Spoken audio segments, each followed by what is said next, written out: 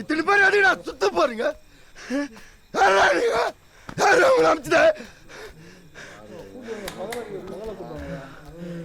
ஏய், என் கழுத்து பூச்சி யாரு உள்ள தள்ளந்து சார்? முதல்ல வெளியே வந்து டீடாக்ஸ் பண்ணுவா சார். கொஞ்ச நேரம் கழிச்சு டயர்டாக அவனே உட்காந்துருவான். அதுக்கப்புறம் மாத்திரை கொடுத்து தூங்க வச்சு.